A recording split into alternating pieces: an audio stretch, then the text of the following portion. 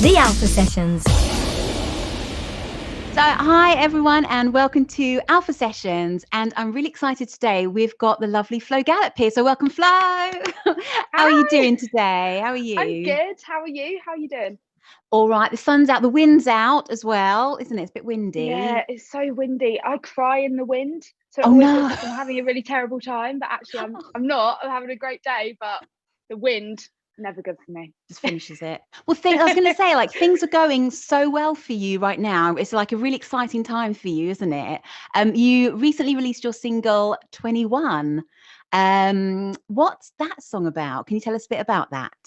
So 21 is about me. When I was 21, I'm now 22, but me when I was 21, and it's basically all just about having a good time, not taking life too seriously, just kind of going with the flow. I think it's no pun intended, right? No pun intended. No, I think it's just one of those songs that, like, I wanted to write a song that was about me and I could relate to, and hopefully others would also be able to kind of put themselves, I don't know, not put themselves in my shoes, but relate to it. And like, I think 21, I say this all the time, but 21 is just a weird age. Like, either you're straight out of uni and you know what career you want to do, or like me, you're just trying to be a musician and just like cracking on and like going on late nights out and just don't really know what's going on. Like, just take each day as it comes. And I think like the point of the song is it doesn't matter where you are, just have a good time, see your friends. That's it, really. And that's what 21 is about. I've explained that really badly, but no, do you know what? I was going to say, I think that's, I don't think you have at all. I was going to say, I think that's like so true.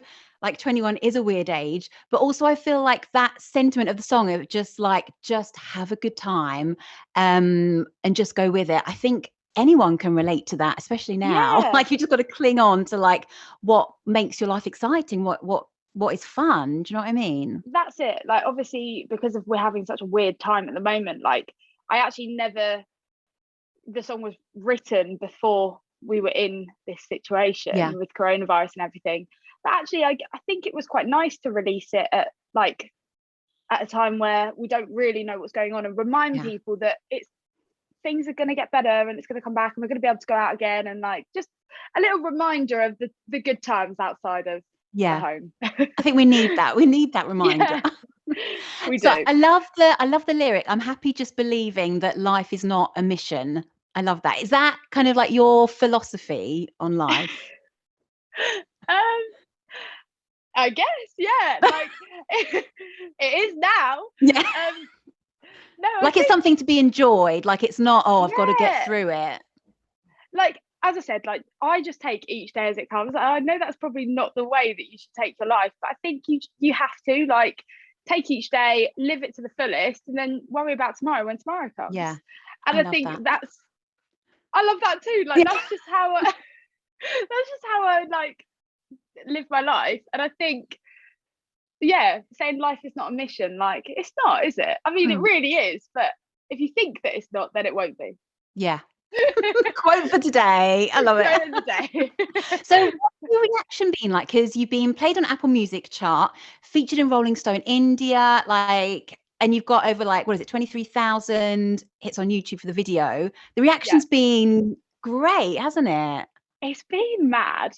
Like, it's kind of been a little bit unbelievable because I didn't know what to expect. This is the first song I've ever put out, and like, I've done so many gigs, and like, you know, I guess gained a bit of a following from that. And like, I've been doing it for years, just gigging and writing music, but this is the first time I've had anything out.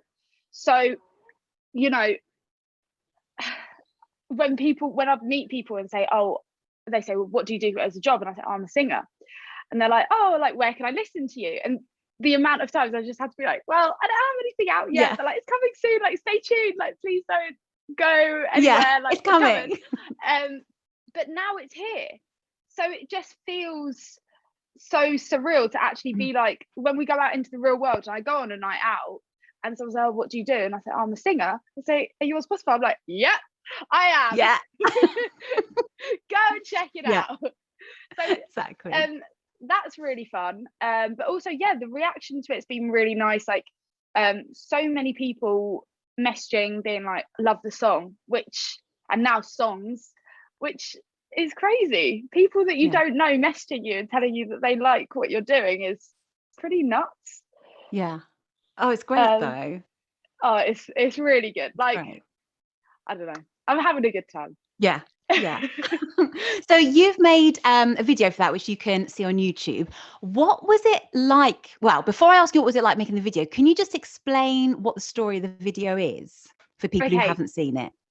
So it basically shows me working long shifts in London, and then making my way to a karaoke bar through Chinatown, because it shows me working in the Chinese takeaway, and then making my way through Chinatown to a karaoke bar to just basically have my favorite night out ever, which is karaoke. That sounds really... You can't beat that as a night out. You just can't beat it. Okay, can you tell my friends that? Because they really think that you can. And no. Honestly, I'm the girl that's like, guys, it's fine, let's just go to the karaoke bar. And they're like, no, we don't want to go to the karaoke bar. So basically it shows my favorite night out, which is singing karaoke, which normally is like Spice Girls or Oasis. Yeah. And yeah, that, like, I like the video a lot, because I feel like it basically shows what I would kind of do. Like, I worked in takeaways. I haven't worked in a Chinese takeaway, but worked in a fish and chip shop and stuff like that. And I think just basically earning money and then blowing it is the idea of the video, which I'm very good at. I think we can all relate to that. Exactly. So what was the experience like making it? Because it was the first video that you'd made. How long did it take? How much creative input did you have? So first off, my manager Jay was like, okay, you need to write a storyboard. And I was like, okay, like, I feel like I kind of know what I want to do. Yeah. But the thing about a storyboard is it's really hard to get what you see in your head on paper, because how are you supposed to write down, oh, I see these, like, obviously you can, but I can't really explain exactly how hard that is to get something that you see in your head down on paper. And that's just, I guess, a learning process and something that I'll get better at the more that I do it. But that was quite difficult. But Tobias, who directed the video, we just had a phone conversation after he'd read the storyboard, and he just got it. He was like, yep, I see exactly what you're doing. And he had some other ideas, which I can't remember exactly what they were, but he kind of threw different ideas in. And the day that we filmed it was scary. I remember ringing my dad in the morning, being like, I'm really scared, because I've never met any of the team. There was quite a big team, like 7 people, and I was just like, oh my god, I've got to go for it in front of these people that I've never met. And like, I really want to go for it, because this is my first chance to show people the song. And I'm quite an outgoing person, and I'm normally really good at that, but a whole team of new people, no one that you know, and I knew that my manager had to go halfway through the day, so I was like, oh god, like, this is a bit nerve-wracking. But actually, once I got into it and everyone was so nice, it was such a great day. And my mood going up and then my mood coming home were just so different. Like, my mood coming home, I was like, it was so much fun, like, I want to do it again, and like, I can't wait to see this and I can't wait to see that. So but the video is really fun, and like, definitely I would never have said, like, you know, you've like, it looked like you were anxious, because it just looks like, I don't know, it just tells a story, like, you're relaxed and confident in it. I think it's a great video, and like, it's so nice seeing all the bits of London, because obviously you're London based and the video is in London. It's just so nice seeing all those things as they were a while ago, which hopefully like will come back again. But I mean, it does also, because it was filmed during COVID times. I mean, it was filmed when the lockdown restrictions were lifted, just after summertime, I think, or sort of end of summer. And I like the fact that it has a nod towards COVID, because I feel like I'll look back on that in years to come and be like, wow, I can see everyone like living this strange life. Obviously we never knew at that point that we were going to go into more lockdowns and stuff, but I don't know, I do quite like the fact that it's got a nod to this time, because I think it's important to show that everyone kept working and doing what they needed to do during this time. Yeah. So tell us about your journey into singing and songwriting. Like, do you come from a musical family? When did you decide to like go for it and say, this is what I'm going to do? So my dad is like really into music, and I think I've got two sisters, and I think if any one of us showed any interest in music, my dad was like, yeah, okay, let's do it. Like, well, I'll teach you how to do this, I'll teach you how to do that, let me show you this person. And my dad's just so like that. So I think when he knew, I mean, it's never really been a secret that I wanted to be a singer. Right. Do you know what, actually that's not exactly true. I've always wanted to entertain, so it's never been a secret that I was going to kind of do something in the arts, because that's just what I love doing. It's a bit of me. But my dad used to write a lot of music. He was in bands. Well, I mean, you know, just bands that like gigged at the pub, but it's a lifestyle though, isn't it? Yeah, and he was really into it. Like, and he still is, obviously, but he doesn't gig so much anymore. Maybe like if there's a family party, my dad will like get the guitar out, but you know, he doesn't gig so much anymore. But he really got me into just wanting to do this, and he wrote music and he recorded music, and he knows exactly what he's talking about. And I think just being around him, and also he used to kind of take when I finished my performing arts school, you know, like a little Saturday school that you do, like singing, dancing, acting.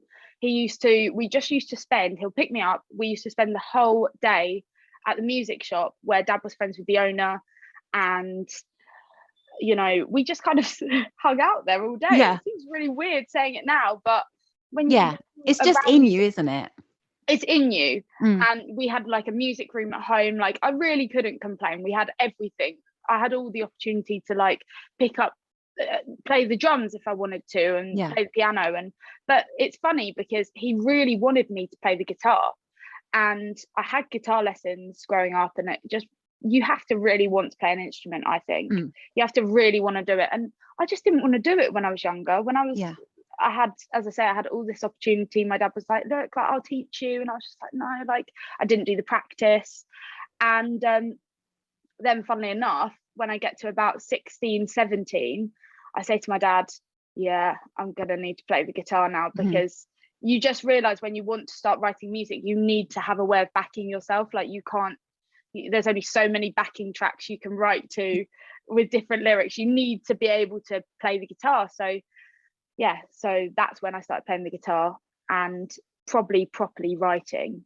But you know, I'm learning every day with the writing stuff. Like, it's a process. How does it work then? How does your songwriting process work? Do you feel like, are you writing a little bit every day, or you write mostly like when you've got some inspiration, you kind of know what you want to write about? Yeah, it's like it's like you throw it up. It's literally like you get, like, there's something that you need to write about. I've said this before, like, I write as like a diary. I've never had a diary, at least I've stuck to anyway, but it's like you break up with your boyfriend, you write songs, and or you know, you fall out with a friend, or you just get this inspiration to write, or that happens to your friend, and then you feel inspired by that situation that you need to just get it out. And sometimes the writing process will take 20-30 minutes, because it's almost like it's been there and you just have to get it out. It's a really weird feeling, especially when you feel like, I actually quite like this song. You know, obviously sometimes there's songs that you're like, oh, we won't do anything with that, that's rubbish. But when you like get a song out, it's a great feeling. So do the words come to you first and then the melody? I think I just sing. Like, Right. yeah, I guess I just like, I'll be playing a few chords on the guitar, and I'll kind of go round in a loop with those chords, and then I'll just start singing something, and then I'll start writing it down in my notes, and then you're like, oh, that could rhyme with that, and then it kind of goes a bit like that. So it's a bit of both, I guess. Like, there's nothing that really comes first, but I definitely will start playing the music, and then I'll just start kind of humming and singing, and something comes out. Yeah. 2, 3, and...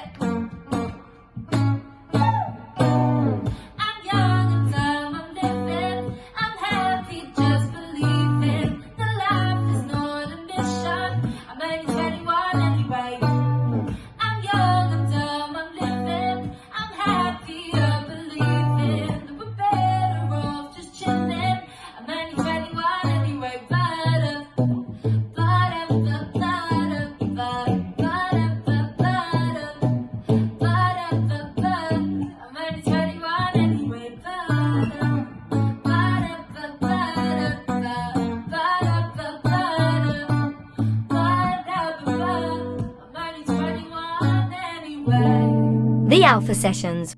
So you've just released your new song, Can't Be Friends, which is great. Exciting news. What's it about, and what's the inspiration for the song, if I can ask? So the song is about, so it's really different to 21. 21 is like, you know, Isn't happy. it? It's really different, but like equally great, but just like, yeah, quite different. It's just a different vibe. Like, and I've said that to people when 21 came out. I was like, you know, there's more songs, but like, this is the only song I've ever written about me. Like, the other songs are very much about experiences that I've gone through. And Can't Be Friends was a song that was written about going after a love that you just really shouldn't be going after. You just really don't need this love, but you just got to go there. And yeah, it's just about a toxic love, really, and knowing that it probably shouldn't happen, but you know, you're gonna do it anyway. You do it anyway. Yeah. And was that inspiration drawn from real life? There was. Yeah, there was. You know, I'm not gonna give happens to us all, right? At the time, so there was, but doesn't matter. He doesn't matter. You moved on. Yeah, so are you? Fair, though, the song was written not ages ago, but like a good year and a half ago. Oh, so, right, okay. Yeah, it was a long process with this one. So yeah. And are you planning a video for that? There's something coming. Yeah. Okay. Exciting. So watch this space. And you co-wrote that song with your best friend Will Thomas, is that right? Will Thompson. So Will Thompson. Without a P. Thompson. So yeah, Will is my guitarist, and we met through just playing gigs together, and then we started writing together, and we just have a really good working relationship. Like, we're able to kind of write songs and record stuff and play gigs, but then we're also able to just go out and hang out and have a beer. So it's a really nice partnership, really. But yeah, the song was written with Will, and then also a bit written by Tom Fuller, who also produced it. Right. And what's that like, co-writing compared to writing by yourself? It's different, really different. And I'm not great at it. I get a bit nervous. So that's why the partnership with Will is really good, because I'm able to be myself, because I know him and he knows me, and there's none of that like, oh, we've just met, let's write a song. You know, because you have to tell these people your life story, and I have been in writing sessions before where I've like just told them stuff about me, and then a song's come out of it and I'm like, oh, but it's not quite right, because I don't know you well enough for you to know. Whereas I think because I've been best friends with Will for such a long time, he knows what's going on in my head as well. So he just like gets it, and he's like, oh, I know that you would kind of feel like this, and he'll know if I wouldn't like a lyric or something like that. And that also kind of gives you confidence, I suppose, as well, because like you just kind of like vibe off each other, and you know, like what, like you said, what you'd like, what you don't like, and then you just got that natural kind of friendship as well that comes into it. So it's probably like quite easy, I imagine. But I think, you know, I could definitely write with other people. I think it does, for me, just take time to make sure that I feel comfortable in that situation. It's just a weird thing, especially because I think for me, I'm so honest in my songs. You know, you don't want to tell it. It's like reading someone your diary and being like, you feel really vulnerable. Broke my heart. You know, basically. Who are your influences? Who are you influenced by growing up? Who are you listening to now? This is weird. This is a really, really weird one, because so I'm an indie kid. Like I love Oasis. I love Britpop. I love so many bands, and I kind of initially thought that would, as an artist, that's who I would be. I'd be kind of like, you know, a Jade Bird sort of vibe. I love Jade Bird. I think she's sick. So that sort of thing. And when we wrote the songs, we took them to Tom Fuller, the producer, and he made this sound. Like, I can't thank him enough, because honestly, I could never have thought that the songs would sound like this, and the way they do. And if someone had said to me, oh, it's going to sound the way it is, obviously without hearing it, I would have been like, oh, I'm not sure. Like that goes completely against what I know and what I listen to. But it just works. When I heard it, I was like, this is so great. I love it. And I think it's also given me an interest to listen to artists similar to the music that I'm making now, which I don't even think that I did before. And yeah, it's weird, because the songwriting comes from that sort of indie level, kind of almost intended for a band to play it. But then when it's produced, it doesn't sound like that, and it's a really kind of nice mix between the two, I guess. But now, I mean, influence wise, it's obviously got to be Lily Allen, Kate Nash. I love the chatty lyrics. That's what I love to write. I love listening to chatty lyrics. Like, I'm nosy. We're all nosy, and we want to know. So true. We want to know what's happening in these people's life. We're just nosy people. People are nosy. And I think, that's what got me into the writing side, is that I just love listening to lyrics where I could see them doing what they're talking about. And is there anything that kind of like comes out more in your songs? Would you say? I mean, I know we've said that 21 and Can't Be Friends is quite different, but is there any like main messages or kind of things that you bring to your songs or things that you want to get across to the people who are listening? In my bio, I think it says like she doesn't want to change the world, which actually isn't true. I would love to change the world, so I might have to change that. But but like no, there's no sort of huge message other than I think me as a person is just like have a good time, don't care about what anyone else thinks of you, because I think at school, I'm gonna get all deep now, but at school do it. I was like I'm really loud and I'm quite annoying, and I'm a Marmite person. Like you either get it or you don't get it, and I think I spent too long at school caring about the people who didn't get it. And you can't please everyone, right? You can't make everyone please happy. Everyone, yeah. Funnily enough, I wrote a song the other day which is like can't be everyone's cup of tea, but you can be someone's shot of tequila. Oh, so I like that. But it's true, and I love that, because you're never going to please everyone. And that's really releasing as well, isn't it? Because you're like, well, if I'm not going to be able to please everyone, I might as well just do what makes me happy. Some people are going to love it, some people aren't, but you've got to do what you got to do. Yeah, but that's probably the one thing that I want to get across in my music, is just like, don't care about what what people think of you. Yeah. Cool. I wanted to ask you, how are you finding lockdown? How was so obviously you were doing gigs before. Are you managing to do any online gigs? What's your daily routine now and that kind of thing? Oh God, don't even ask me about my daily routine. It changes. Like it's some days you're really busy and some days you're not. Yeah. And like the really busy days are amazing, especially with all the release and stuff. That's really great. Yeah. But sometimes it's quite nice to just have a quiet day and like keep up with my social media and go through TikTok. But like lockdown has been tough because I do just want a gig, and I want to see my friends. Yeah. But at least now we have a date and we've got an end time and we know when we're kind of working towards, because I think as humans we need that. We need to know when we're gonna finish something.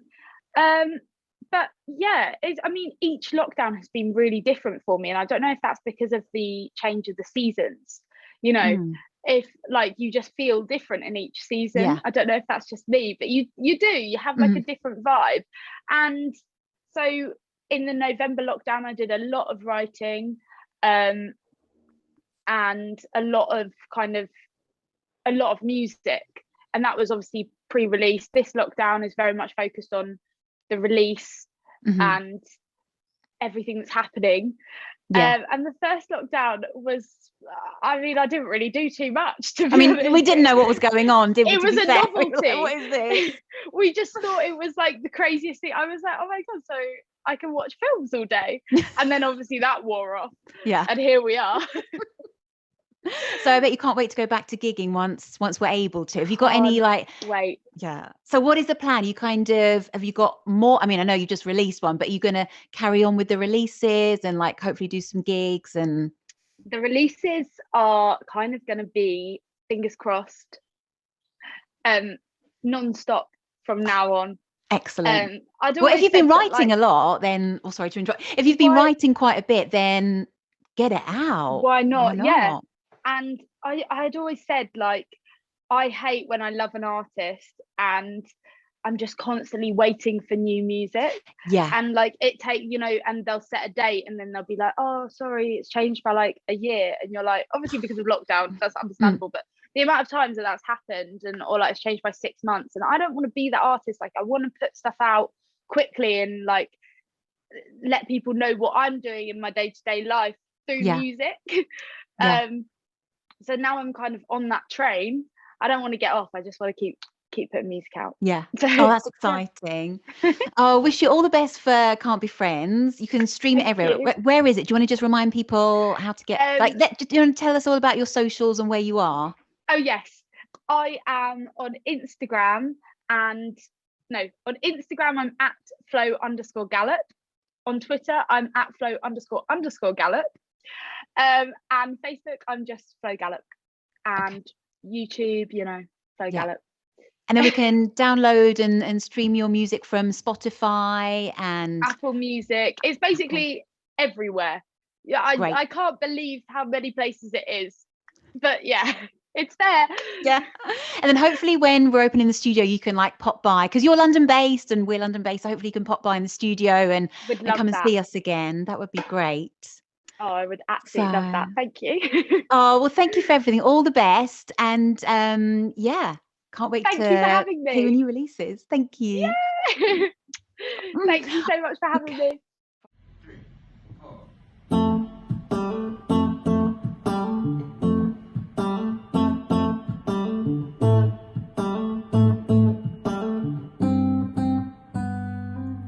Got my headphones in on the train home, voice playing on my phone to block the deafening silence. Oh, the deafening silence. And talk doesn't come cheap these days. My ears working mysterious ways to fill the deafening silence. Oh, the deafening silence. You say can I come round again, but I've been seeing other men as more than friends. You're bringing alcohol.